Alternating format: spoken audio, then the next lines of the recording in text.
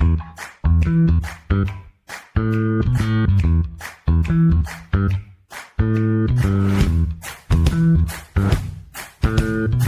listening to the Common Fan Podcast, a Husker football podcast for the common fan, by the common fan.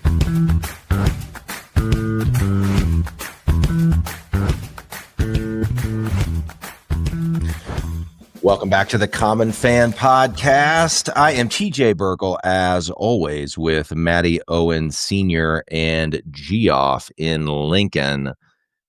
The Nebraska Cornhuskers get absolutely manhandled by the Minnesota Gophers on Friday night. They lose 24-6. They make Minnesota look like the prison guard in Shawshank Redemption. Good morning, boys. Good morning. Good morning, guys. How we feeling? I don't know about that comparison, but we get it. I mean, it works. I mean, that's how it felt, Matt. That's how it felt. Yeah.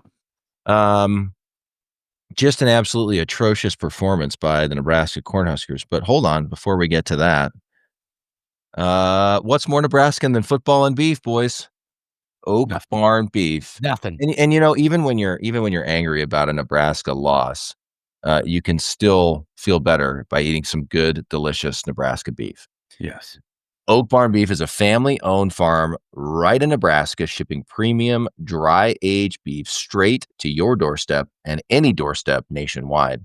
Whether you're stocking the freezer, grilling for game day, or looking for a gift that actually impresses, Oak Barn Beef delivers. Check them out at oakbarnbeef.com. That's oakbarnbeef.com, and taste the difference of Nebraska-raised, dry-aged beef. Mm-hmm. Alrighty, guys. Not much good to say about that game. It's No. I thought about it beforehand, TJ. There is nothing really like positive to say about that game. But we'll go with the flow here. We'll recap it, but let's just a lot of positive things to say. Let's just vent for like 2 hours then. Yeah. Yeah. This is a venting. Sort of big picture. It's really frustrating. I mean, we've talked about it on this show many times in the 2 years we've been doing this. It's so frustrating. Yet again, momentum, like Nebraska football feels like it has momentum. Nebraska football has won multiple games in a row. Nebraska football is ranked in the top 25. Things are going well for Nebraska football. Yeah. And like, I'll be like, we talked about this, guys, before the Maryland game. We said we'd be over the moon if they won the next two, but they've got to split at the very least. So they split. Okay. Yeah. Right? Like, I don't think anybody thought that the Minnesota game was a guaranteed win. But after we got through Maryland, second consecutive come from behind win, it felt like the Huskers were they had some mojo going, if you will. And then the more we dug into Minnesota, everybody we talked to was like, yeah, this isn't one of PJ's better teams, right? And they're kind of really like middle of the country, not just middle of the conference, like nationally 60th, 70th, 80th in a lot of categories. They don't run the ball as well as previous Minnesota teams. They don't, you think of what Minnesota does. They're kind of like Iowa. They commit to running the ball. They draw out the game, right? They shorten the game essentially by hanging onto the ball, playing field position, all those things. And it was like, Nebraska's offense is just too explosive this year. The line got up to 9.5, 10 points, whatever it was. And it was just like, okay, this is it. Like, this is going to be the year we beat Minnesota. And even, dare I say, boys, when it was 7-6 at halftime, I thought to myself, okay, that was kind of a slow first half, kind of sluggish. But they're going to come back we get the ball to start the half. Dana's going to figure some things out. And it was the opposite. We just got smacked around. Really the entire game, but especially in the second half. So it's just so gosh dang frustrating for like a big picture perspective. Like, I don't, even going into it, even with all those things that felt like they were in our favor, I was nervous. Like, I didn't, we've had trouble with Minnesota. We've had trouble with PJ.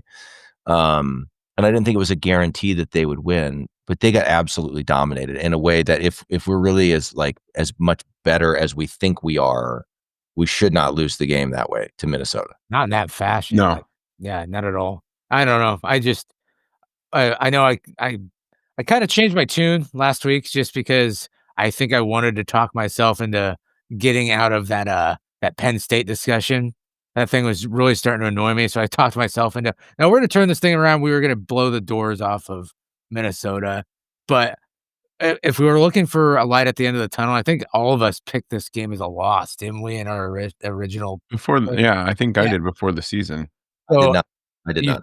okay, well, like I had us losing to Michigan. I had this as a loss, but it doesn't stop the feeling of pain in game when we lose like this. So I mean, technically we're still on schedule, I guess, if you think about it, but it just sucks that we lost in the way that they did. That's a little disheartening and definitely concerning for the rest of the season, because it was we could win every game left on the schedule, and now it's, geez Louise, we could lose every game on the schedule going forward too based off of that performance. Yeah. What? Yeah. Well, I think it's just, I don't know, just a few days ago, we're worried about Rule going to Penn State, Mhm. and it's just crazy to me that just, 72 hours, whatever it is later, we're like, gosh, you know, you go through those moments, those crazy Husker fan Take moments, him. especially, take him, go ahead. I dare you. Yeah, I hear you, dude. I don't know. It's a crazy thing. And, maybe cross country travel to play Maryland last week and in the short week and all that, maybe some of that's valid. I kind of think that's kind of a pansy excuse. Right. But I know that plays a factor, and maybe it does. I mean, I was at the game, Yeah, that's and you right. could tell like it just didn't seem like we had our energy, like our normal energy, Didn't and I'm looking out around the field, and it just seemed like Minnesota was their players, their team was way more into it than we were, But than our team. so Matteo, like that is distressing to hear in and of itself. Like I'm reminded of a game during the Frost era when Frost said after the game, I think they did a walkthrough at the hotel, and he was like, "Oh, the energy didn't feel right." And I think it was the Davis brothers, Khalil and Carlos Davis, like got everybody together and tried to like, get them focused or get them hyped or whatever. Like or like other times where Rule said after the game, "Boy, did really nothing about this week suggested this would happen. Really didn't see this one coming." That's just maddening to hear. Right. That's maddening to hear. That's we never heard that when we were growing up. But it's not, it's not fair to compare people to Tom Osborne. But like, I don't remember hearing like this didn't happen for Nebraska football. Yeah. Again, I think it'd be in some ways it would be a gut punch if they had lost 24-21 or something. But if it had felt like they had shown up, I think we could swallow it a little bit easier. I think that's why everyone on social media seems to be melting down and saying 6-6 is back on the table or 7-5 is back on the table, because you're like, what do we make of this team? Who is this team? I mean, Northwestern, Purdue put up 20 points on Minnesota, and they just got blanked 19-0 by Northwestern. Northwestern will not be a cakewalk this week. It will not be a cakewalk. No. Right. I don't know. I think, again, like I made the point here over the last week or two, like how much different college football is week to week. And I'm not, that's part of me is still like, I'm the eternal optimist, right? Glasses half full. Like part of me is still like, okay, maybe that's just a throwaway game. And maybe this is just me, in my abusive relationship that I have with Nebraska football, me talking myself into, no, just stay. It's going to be different this time, So I'm hopeful and optimistic that the way because I've watched college football a lot this season, and you will watch one team one week and be like, God, they look really good. Example, Florida State. Florida State beats Alabama week 1. We're like, oh man, Florida State's 0-4 now in the ACC. 0-4, and they're talking about firing Mike Norvell. Pretty fat.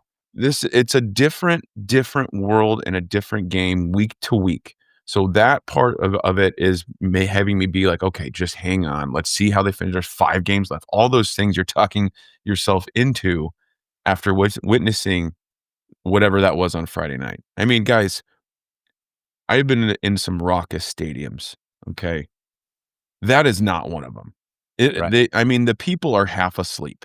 It is terrible. Like they come running out and for the second half. Gophers are up 7-6. Here come your Gophers.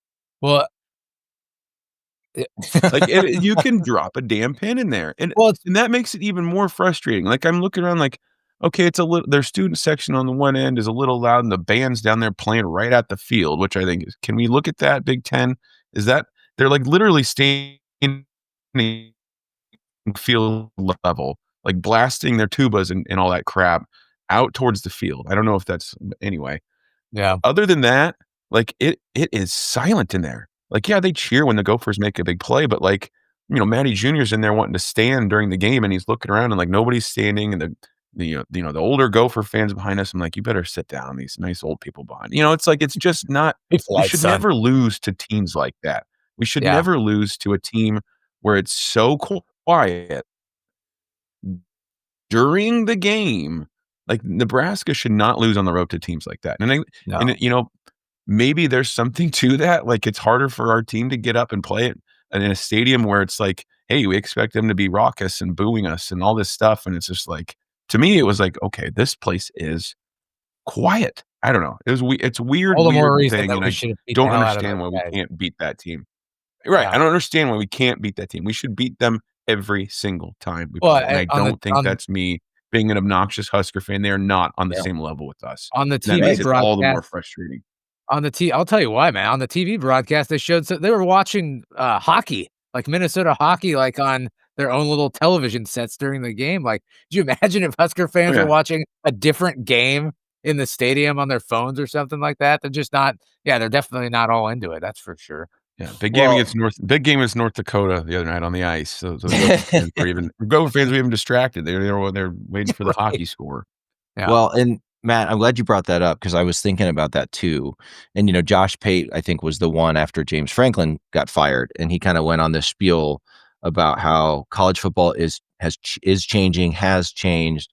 Everybody's got money now. Everybody's investing in, players are getting paid. Everybody's investing in coaches and facilities. Yeah. And so it is like his point with the context of the Penn State firing was sometimes like you're going to have a guy like James Franklin who just has a season go off the rails. I think he called it a dead season, right? Yeah. And that's just going to happen. And you need to think twice about firing a guy who's had a lot of success. And so I think also within that context, you're going to have, to your point, Matteo, within a season, you're going to have games where it's like, holy smokes, like what happened to our team?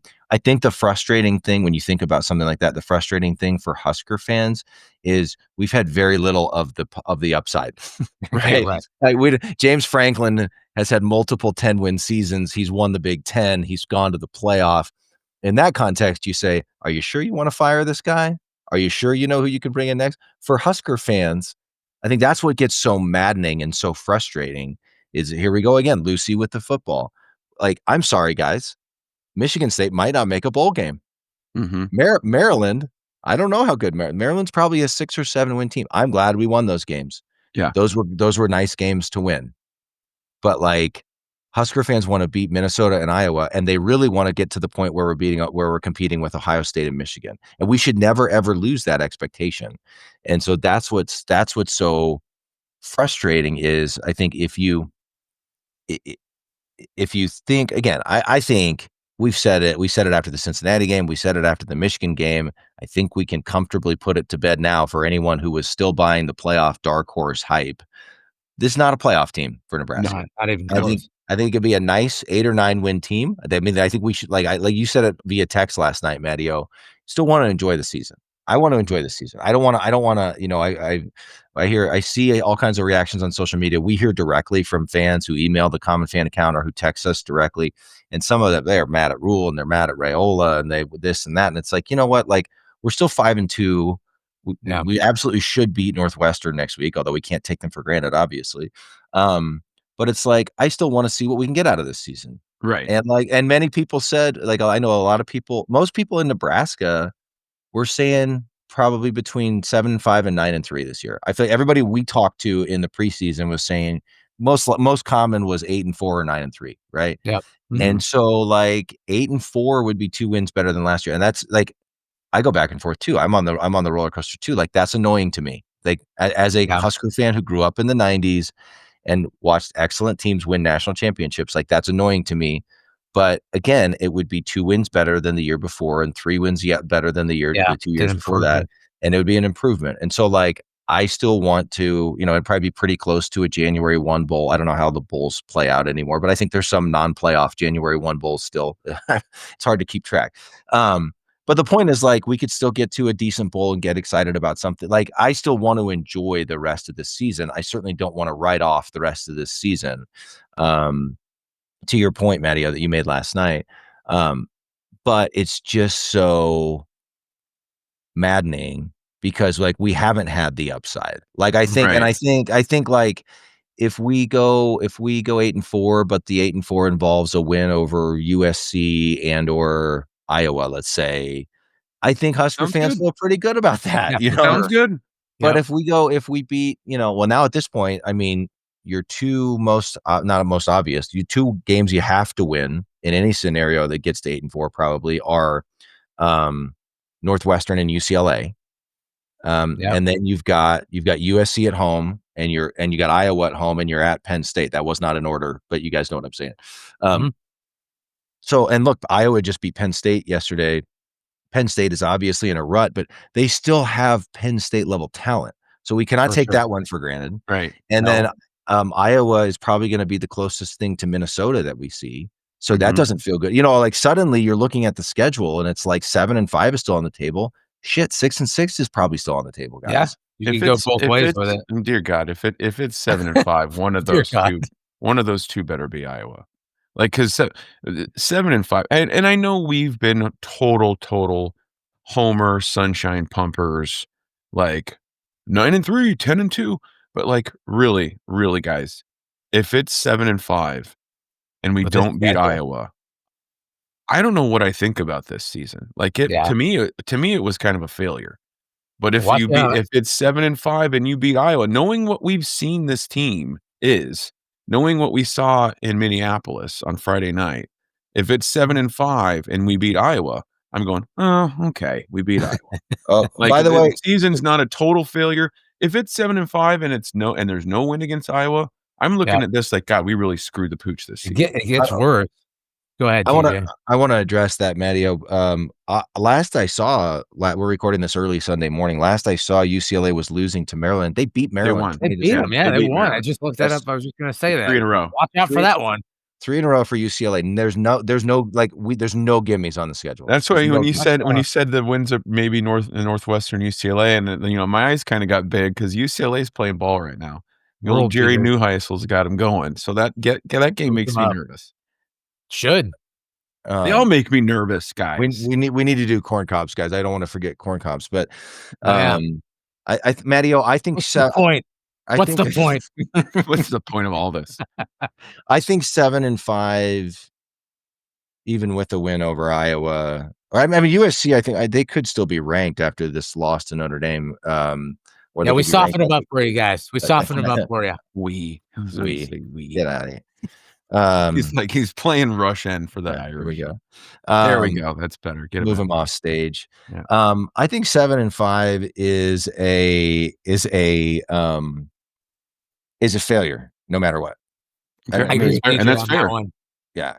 I don't share the same hatred. I don't like Iowa, but that's not a big enough draw for me to consider the season like hopeful or positive, somewhat successful. I mean? Yeah, like if we finished 7-5 but we beat Iowa, I'm still gonna. Well, it's only one game better than last year, right? Yeah. We've been talking about the Matt Rule leap, the Matt Rule year 3 leap. Here it comes, guys. Look out! Here comes the Matt Rule year 3. Like, it's automatic.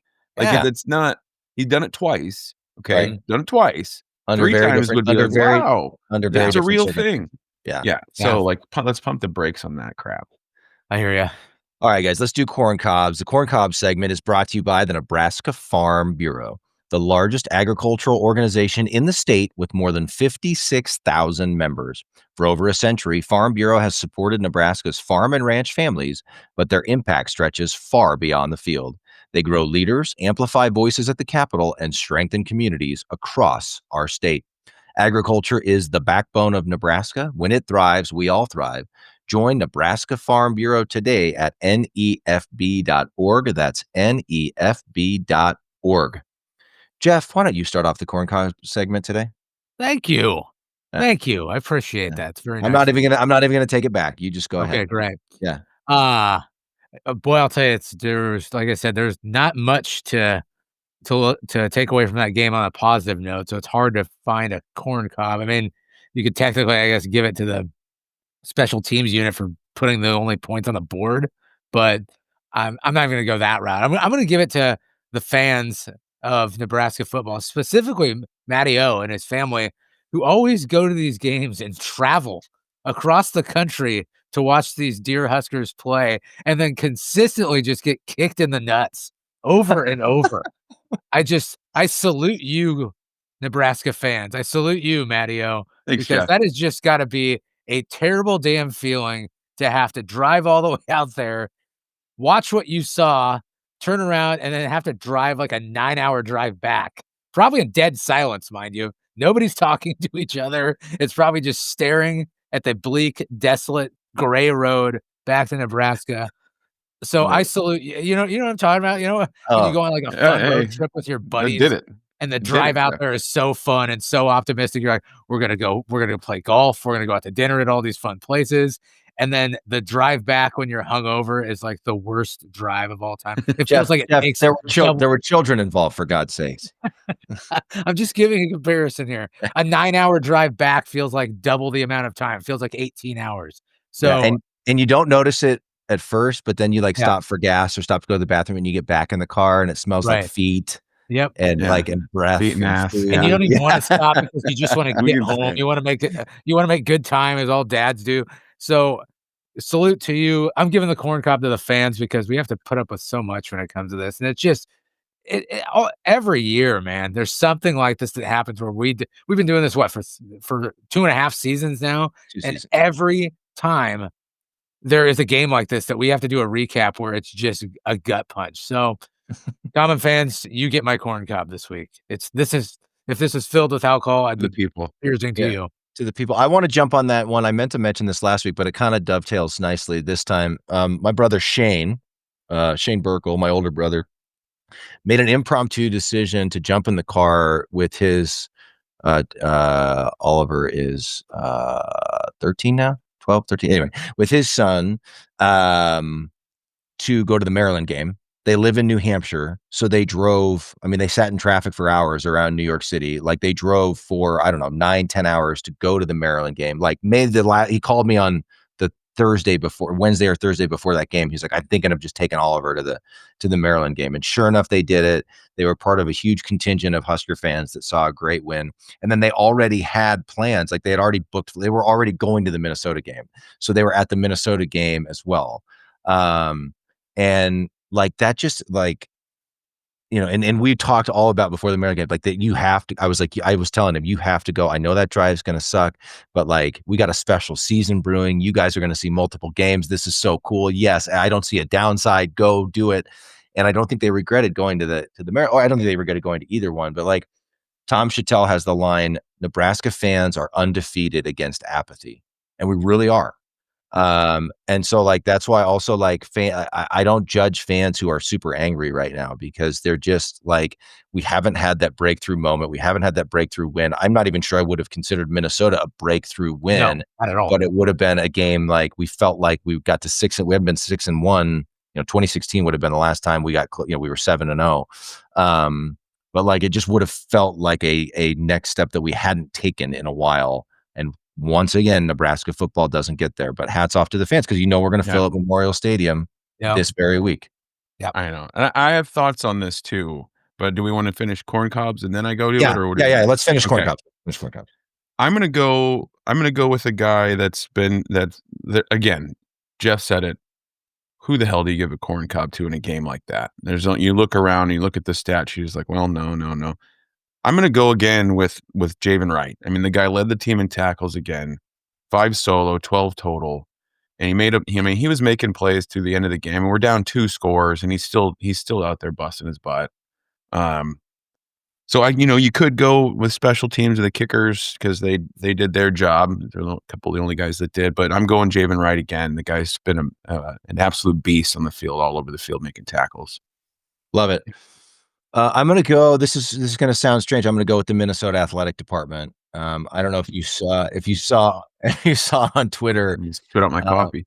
You saw on Twitter, it looked like a Damon tweeted it out and a couple other guys tweeted it out. They had like a framed tribute to Greg Sharp in the press box for the Nebraska media contingent. And I thought that was super cool and super classy of the Minnesota Athletic Department. I just can't bring myself to give it to a coach or a player today. I understand. You guys both went went off and did. I kind of feel left out now. Yeah, I feel left out. I actually chose a player. I feel left out. I texted you while we were like 5 minutes ago, but we didn't have a chance to talk about it in advance. Sorry.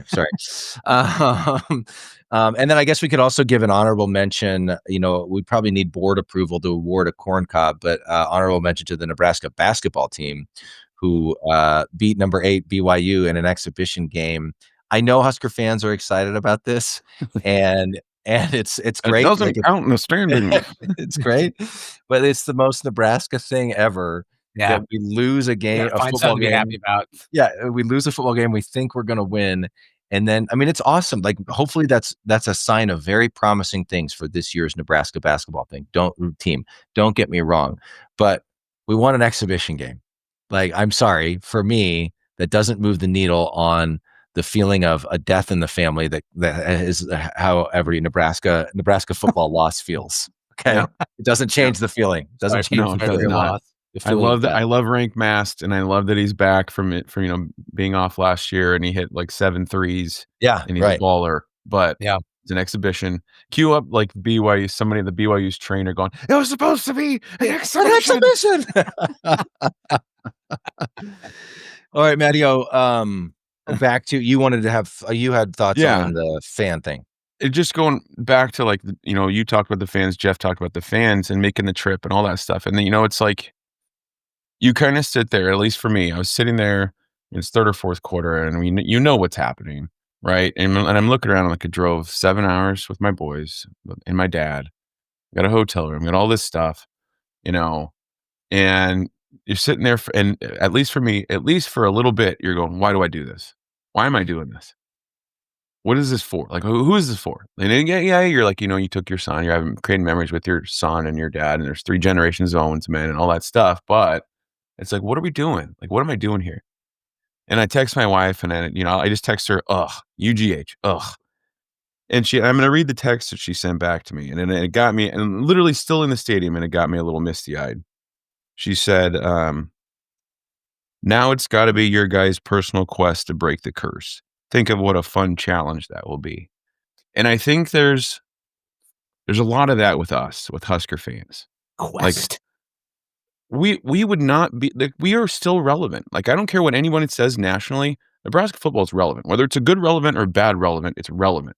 Like, we are still Nebraska. And one of the things that makes us still Nebraska is our fans. So as soon as we are not giving up. Like, are you kidding me? We would have given up a long time ago. So we just, again, I keep going back to hope. We just need those little flashes of hope. And game to game, week to week, we are so manic. General, we know this. The text thread, if we shared the text thread with the world that we have with our buddies during the game, they would be appalled. They would be disgusted. We'd be shut down. Our podcast would be shut down. Yes. we live and die with these guys every week. Yeah. And I'm telling you by Thursday or Friday, we're going to be so jacked up for our tailgate and we're going to be jacked up for Northwestern. And that's just what we do. Because it's like that. It's like Chris Farley in Wayne's World 2 when he's trying to work security. And he's like, why don't you just leave?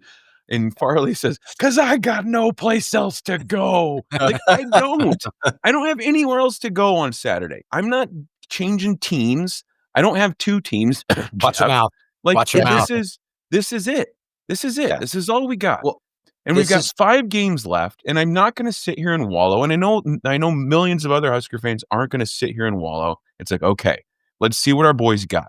It's not cutting time. Who's got the sack to come on to finish out this season and do what we want to do and try to get 2, 3, 4 more wins. Like, That's the way I think. And so, you're sitting there and you're like, God, here we go again. because it's inevitable. It's human nature. You sit there and you go, here we go again. Yeah. Why am I doing this? But it's just, and maybe we are sick. Maybe it's a sickness, but you look all over the whole country and it's everywhere. Like it's college football. Like people are nuts about it. There's a reason it's so popular because it's the roller coaster week to week. You don't know what the hell's going to happen. There's something beautiful about it. And I'm not going anywhere. Yeah, you sit there and why am I doing this? You drive and the drive back, let me tell you, is brutal. Especially when you're with your two kids staring at a screen and your dad's not really interested in breaking down the game in detail. So it's just a lot of thoughts in Mattio's head. And every once in a while they creep out and I say it out loud and then I get no response. Nobody's responding. But, keep your eyes on the road, Matt. Mattio, that reminded me of that also made me think of Enemy of the State when Will Smith is like, I'm all you got. And you're all I got, or what? Something like that. You're all I got, and I'm all you got. Deep pull. But it's so true. Yeah, I love Gene Hackman. It's so true too. Like being a fan is mostly pain. Yeah. Right? Your one team ends the season a champion. It doesn't matter. Baseball, Mattio, you're a Cardinals fan. I'm a Cubs fan. Their seasons are over. The playoffs are going. The playoffs are going on. Those seasons are over. Right? Yep. Like. Being a fan is mostly pain. Yeah, but nobody asks who finished. Hey, who finished third in the Central in 2025? Like no one cares. Who won the World Series in 2025? That's all anyone cares about. Right. And so but also being a fan means like you don't just hang around for those times when it's good. Right. Right. And and we saw the post the last thing I'm going to do is write off this team. Right. And I think that's it's tough because of the last 10 years of Nebraska football and all the thoughts come creeping in, as you said. But also, we saw the way they got their butts kicked against Michigan in Matt Rule's first year. And they responded really well to that, at least for, I don't know, the next 3 or 4 games or whatever it was.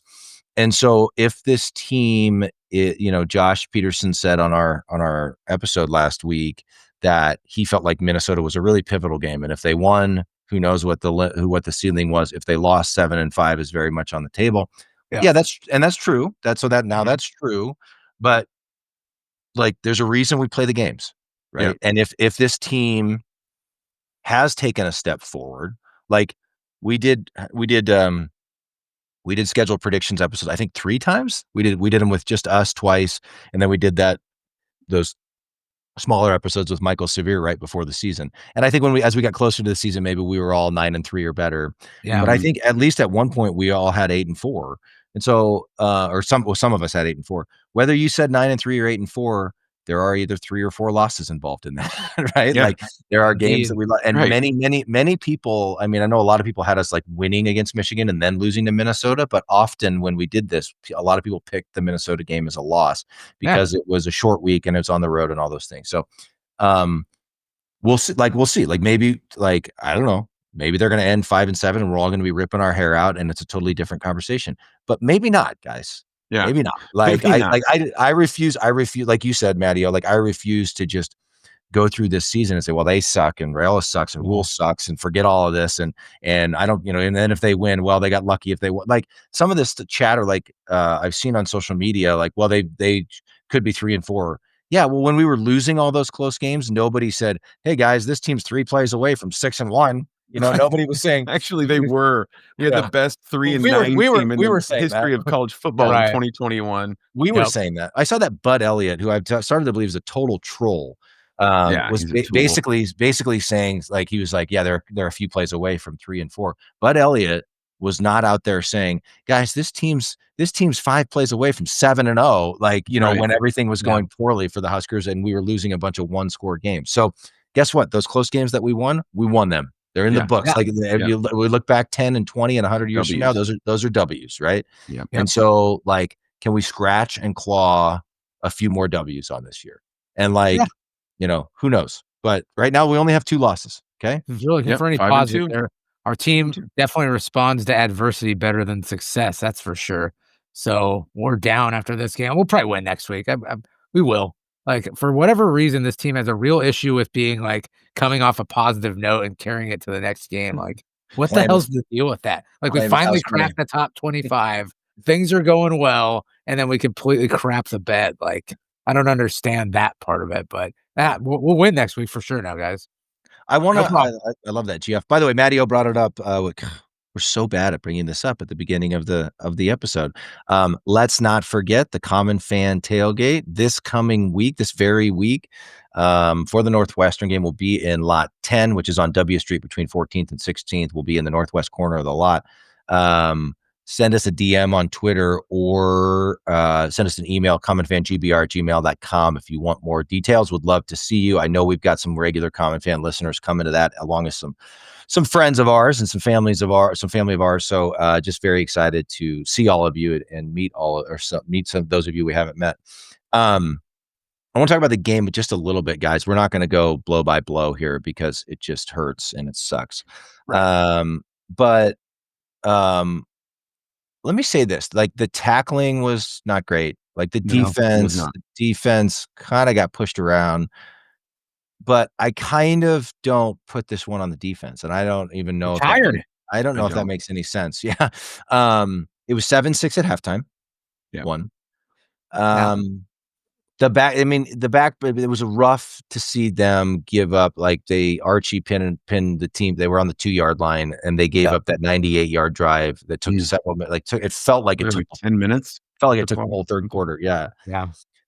Even then though, guys, it was 14-6. Mm-hmm. Like the offense has to be able to hit back. Or 7-6 at halftime. I really thought they would come out of a second half and be doing something different. Yep. And I what concerned, again, after we just had that whole optimistic pep talk, what's concerning is what we saw on offense. And did Minnesota figure something, put the blueprint on film for everyone else to follow? But I'm trying to find that tweet we found. We talked about the same. There it is. I thought coming out of half, we'd run the ball more and or do some quick slants, quick hitters. We really didn't do much. We don't do much play action. We don't do much RPO. From what I can tell, again, we've said many times, we're not X's and O's guys, and it's hard to see what's going on TV. It's hard to see the receivers, for instance. It appears that we're just doing this straight drop back stuff, and Dylan's not super mobile, and we can't protect the quarterback, and the O-line isn't great, and either no one's getting open or Dylan is not seeing receivers when they're open. So guess what? That's not working. I don't know what else to say. And here's this tweet from Sam after the game. Nebraska called 38 passes and 16 runs. So that's what pisses me off the most is I'm tired of hearing Emmett Johnson is so special, because we know he is. And I get sick and tired of coaching saying he's so special. This guy's a talent like we've never seen at running back. They were talking about Minnesota whiffed on him. They should have taken him, blah, blah, blah, blah, blah. We have this great running back, right? And then these coaches just, I don't know, didn't Holgerson come from the Mike Leach coaching tree, right? Yeah. These guys claim that they want to do that, but the second one play doesn't work and they start panicking and they go back to just their old roots of just chucking the ball all over the place. And it's just maddening to watch that happen. So I love Dana, but things that really do piss me off. But that's where I want to jump in there. That's not from what I've been told. I don't know if this is accurate or not. Dana still isn't running like Dana's offense. Dana's running a modified version of what we were running with Satterfield. Right. You didn't see really much for the slants. At least, I'm in the stadium, so I wasn't watching can't see the whole all 22 or whatever, but it seemed like there's a lot of mesh concepts, a lot of slants, a lot of crossing routes, which you see a lot in that kind of offense. And the Leach, Dana, air raid offense, there's almost none of that. And then your point about Emmett, to me, this should have been the Emmett Johnson game. Think it was last week. The guy's from Minnesota. They didn't recruit him. He's had this date circled on his calendar for who knows how long. This, to me, this was the game. Hey, Emmett, we're back. We're back where you're from. This is going to be you, dude. We're going to give you the ball 30 times. Yes. We're going to see what happens. And if Minnesota wants to play the PJ Fleck, control the clock. Let's grind it out. Let's play it with them. Let's play it with them. Right. Exactly. Let's do it. Let's play their game. Like, because when they drive 9 minutes down the field and score, and then we're hurried up and trying to get down the field and score, and then we go 3 and out, that we're playing right into their hands. Yes. You're playing right into their hands. And that's why partly why I don't blame the defense, because by the late in the game, they've been on the field a lot. Yeah. And Minnesota, like that's another thing that was frustrating about this is Nebraska fans could have told you the game PJ wanted to play. And that's exactly what he did. That's exactly what he did. And what's frustrating is like Minnesota seemed to have an answer on third down. Minnesota, like they may not have the explosive playmakers that we have, or we think we have, but they knew exactly what they wanted to do, and they did. Like, we got absolutely outcoached this game. Yeah, absolutely outcoached this game. And it should have been a warning. The Blackshirts forced a 3 and out right away, right out of the chute to start the game. Minnesota got the ball, and I thought, here we go. This is exactly what we thought would happen. We're going to dominate. And then we got the ball, and we went 3-yard pass, sack, incompletion, and it's like not 3 and out, 3 and out. Yeah. Didn't bother to run it, Yeah. And then I don't even remember what point in the game it was. But there was another time, like several people commented on Twitter, and it was like Emmett 12-yard run, then incompletion, or something like that. Like we saw it multiple times. Yep. And look, if you're feeling like you can't run again, this goes back to a conversation we've had many times. I want us to have the identity where, again, it's 2025. We want to bring playmakers to town. I want us to have the identity that, look, if throwing the ball is going to be a big part of our offense, I want us to say we're going to be a physical team that wins the line of scrimmage first. And guess what? We were pounding our chest because we did that against Maryland. We still haven't proven. That was one of my optimistic points from our last podcast is the O-line. Guess what, Jeff? It's Maryland. Yeah. Like we haven't proven we can do it against Minnesota. We haven't proven we can do it against Iowa. Like I do think Frost teams were more physical than Riley's, and Rule's teams has been more physical than Frost. Like I don't want to completely. There has been progress has been made in that regard. Like the defense has been better under Rule, right? Like things have improved in regards of like smash mouth football that we want to see. But I still if you're going to run this pro style straight drop back offense, the offensive line play has to be better, and the quarterback play has to be better. It simply has to be better. Yeah. Yes, let's just call it out. Like we've got Donovan Raiola coaching the offensive line, Dylan Raiola at quarterback. Like it's totally understandable if Husker fans are having the conversation of like, geez, Raiola's not getting the job done. Like, what are we doing here? Like that. And I saw it on Twitter. Like, what if we fire Raiola? Does Dylan transfer? And it's hard. And it's like, let's just talk about. Let's put that out there. Like, it's a thing. Yeah. Like, you're worried, and this is the NIL crap too. You're like, okay, we know how much money this guy's making. Like, do we have to play him because we're paying this money? And that's the NFL light thing about this that I don't like. And I'm not saying bench Dylan, but Dylan's got to get better. Dylan's got to be better. He's got to step up in the pocket. He's got to stop rolling around, scrambling around, trying to be Mahomes. Like exactly. I'm sick of people saying that, but dude, did he have to throw it left-handed on the one? He outworked with Lindemeyer, but it's like, you don't need to run around every single play. Like, get rid of the damn ball. Or be better at running around. He can't he doesn't move. Statue back there. My real issue is, and I noticed this yesterday watching a lot of college football, is I don't know if it's this younger generation, but nobody throws the ball away anymore. They refuse to throw the ball away and just chuck it out of bounds. All of these younger players for some reason think that they can and will make a play out of nothing. And it drives me absolutely insane. Like, I do think Dylan, he's a talent, but I think every play he thinks that he can do that diving shovel pass if he needs to, or throw it left-handed. That was stupid, by the way. That diving shovel pass was stupid. Had that not worked out, we'd be having a completely different conversation right now as far as what we should be thinking about with Dylan. But these kids just don't throw it away anymore. They have too much pride. They think they're all, maybe it's playing video games, playing Madden in college football. They think they can make the big play out of nothing, but you have got to throw these things away. So the offensive line was terrible, but Dylan's got to be more aware of chucking that thing away rather than trying to make something out of nothing. 100%. It's not going to work every time. Matteo, to your point about the Raiolas, I mean, the sacks are clearly everybody's fault at this point, right? It's not just Dylan, it's not just the O-line, it's the OC, it's Dane, it's the OC, it's the quarterback, it's the line, it's all those things.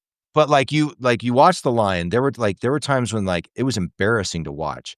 Either the tackles just got completely beat, but then there were also times where this is a coaching thing in my opinion, where the running back or the guard picked up a block and the tackle was kind of reinforcing that block while somebody ran right by him.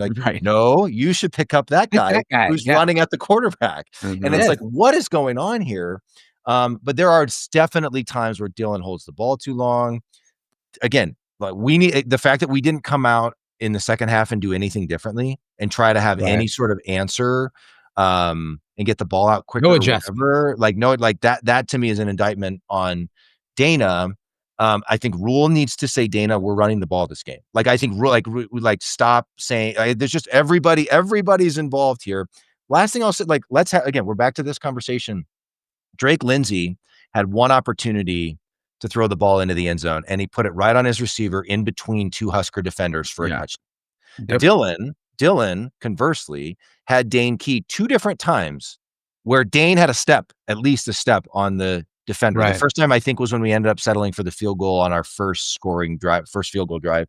And it was tight, and Dane was butting up against the sideline of the end zone there, but there was a window there. And the second one was Dane was even more open. The 5-star $3 million quarterback has to make that throw. Make that throw, yeah. Here's the deal. If your 5-star $1 million quarterback isn't very mobile and he's not making that throw, then what? What are we doing here? What are we doing? Yeah. What are we doing? Right? And that's we got to give I want to give Dylan some props. I think he's tough. Mm-hmm. And tougher than people give him credit for. Yeah. And I think he doesn't make excuses. Right. I appreciate he took the blame for the loss. Yeah. He doesn't have to take the blame for the loss, but he is. Part of he's he's saying the right thing, but he's saying the right thing. And I think people think, he's all flash and the stupid Mahomes thing and all this stuff. But he's a gamer. He's a gamer. But I'm trying to figure out, are they not putting him in the best positions to succeed? If he is as good, everybody talks about how great he is. And he's a very talented, highly skilled quarterback who's probably responsible for some of the wins we've had this season. But I don't the game comes down to a handful of plays. Mm-hmm. And when your quarterback's not making those throws, I'm not sure what we're doing here, you know? Yeah. I for one, I always this is not an indictment on Dylan, it's just an indictment on style, choice and style, I guess. But I prefer a running quarterback in college. I think just because we've had so many of them going back to the option days, I think that gives you an advantage in college. And so, but if you're not going to have a running quarterback, then you got to have a guy who yes, he's capable. He has the arm to make all the throws, but he's not making all the throws. Yeah. Sorry, Matteo, you were going to say something. No, I'm just going to say, I put more blame on that loss on the coaching staff than any of the players. I feel like we were the less prepared team. Yep. We had less energy. That 100% to me, it's on Rule, Dana, Butler. I mean, I can't really blame Mike Eckler. The special teams did all right, but completely outcoached. Yeah, it just seemed like we weren't prepared to play. And then you go back again to okay, short week and we travel cross country and all that. And there's probably something to that. But the really good teams, and for sure the great teams, don't make that excuse. Right. No. They go out and they handle business and they beat an inferior opponent. That's what they do. And so clearly we still have a ways to go in terms of getting to where we think we should be. And that is beating Minnesota and beating Iowa and beating the Wisconsins regularly. Programs that are inferior to our program, but we can't figure out how to beat on the field. As I said before, every Husker fan could have told you what PJ Fleck's game plan was going to be. Mm-hmm. Everybody knew what and how many times did we want to tear our hair out during the Frost era when some team would put together an 8 or 10 minute drive and then we'd come out and go 3 and out because we were throwing it up 3 times out of the shotgun. Yeah. And then you put the defense back in a tough spot. everyone could have told you what PJ wanted to do. And we just seemed completely unprepared for that. Whereas every time third down came up, they had an answer. They had a guy running open. Drake Lindsay made the throw. Whatever. And they're agreed. Like, they're not going to win the Big Ten. They're not a great team, but they were ready for that game, and they were well coached in that game. Yep. All right. Do we want to do reasons for optimism, reasons for concern, or reason for optimism? At least we're all going to die someday. Yeah. Sorry, Common fans. Sorry, a little gallows humor here on a Sunday. I don't want to do. I mean, the reasons for concern. I think. I mean, we all have. They're obvious. We know what those are. We just talked about them. Yeah. Let's go. Let's try to be positive. Let's end in a positive. So reasons for optimism. I mean, we still have some dudes, and granted, to me, that was a stinker on Friday. But again, it's a new world of college football. You know, we got another shot next week against who's a better team than I think we all thought they were going to be in Northwestern. Yeah. And so now it's like, yeah, they're better than we all thought they were going to be. It's homecoming. It's the Common Fan tailgate. Like, they're good. We want good vibes. And I think we're going to get a little home cooking on Saturday. It feels good to come back home. You know, you're off traveling for a couple of weeks. You come back home, you get a nice home cooked meal. You maybe, somebody's, maybe rub your back a little bit. You feel pretty good. You're cozy. You got your home jersey on, or your whatever. Grown men don't wear jerseys, by the way, but you got your red on instead of your road whites, or, next, the week after that's black.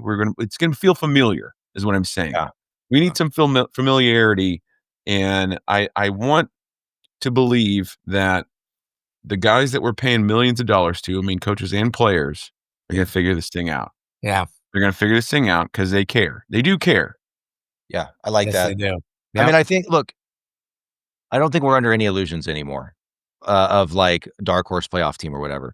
No. But if we can get the W against Northwestern, get to 6-2, know that we have a bowl game locked in for the second consecutive. Like, it needs to just become an expectation. It needs to become what we do in terms, like, minimum threshold is going to a bowl game. You get to 6-2. And then, like we said, I think,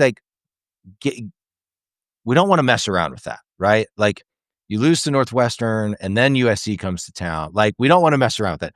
Get to 6-2, and then who knows what's on the table? Yeah. Who knows what's on the table? Like, again, we're not going to sit here and predict 10-2, but like, you can still. I think if we get to 8-4, let's say, and that involves beating USC and or Iowa.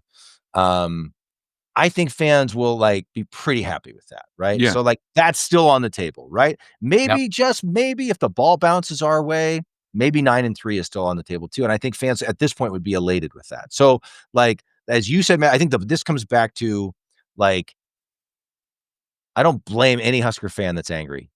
I don't blame any Husker fan that's angry at all. However, we only get to do this 12 Saturdays a year. Yes. Let's try to enjoy it, baby. Yep. Let's enjoy it. Right? Yeah. The team, and it was so miserable for so long. We're going to go to a bowl game this year. We're going to get that 6th win.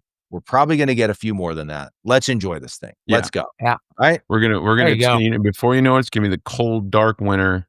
There's going to be no football on. And you're going to be like, God, I know we didn't finish. The season didn't go as well as we wanted, but I can't wait for it to come back. That's what you're going to be saying. Yeah, exactly. So enjoy it while it's here, Common fans. Enjoy it while it's here. Yeah, there's going to be highs and lows. But let's just try to take it in and enjoy it. And you know what? The other thing too is for us, expectations. Like we talk ourselves into how good this team is, when really maybe we should just be sitting here who knows what's going to happen? They're my guys, and let's just sit. And then I know that's not ever this is that's not true. Quit talking like that. That's never. But wouldn't that be nice to come in and be like, well, you know what? I love this team, and whatever happens, happens. It seems like there's some people very few people in this world. Imagine that maybe TJ have that. saying something like that. Oh no, way. I'm not even saying something like that. Yeah, but it's gonna be fun. It's gonna be fun, guys. Let's see what happens. That's a nice thought, Matt. I'll have whatever you're having. All right, Common fans. Look, for those, here's the other thing. For those of you who've been athletes out there, we've all laid a dud. We've all had a game we thought we were going to win that we lost. What does your coach say when you come back in the locker room? You got to flush this one and move on, guys. Yep. Got to flush this one and move on. So the Common fans, you too. We got to flush this one. We got to move on. We got to show up against Northwestern on Saturday. It's what we do. All right, Common fans. Hey, be kind to each other. We'll be back at you midweek, Common fans. In the meantime, as always, GBR for life. Holy moly! Man, woman, and child did that. Put them in the aisles.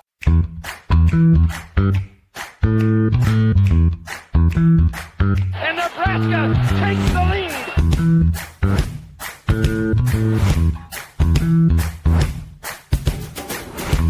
And the national championship is Nebraska.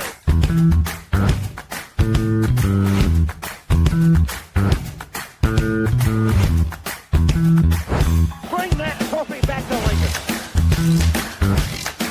Lincoln.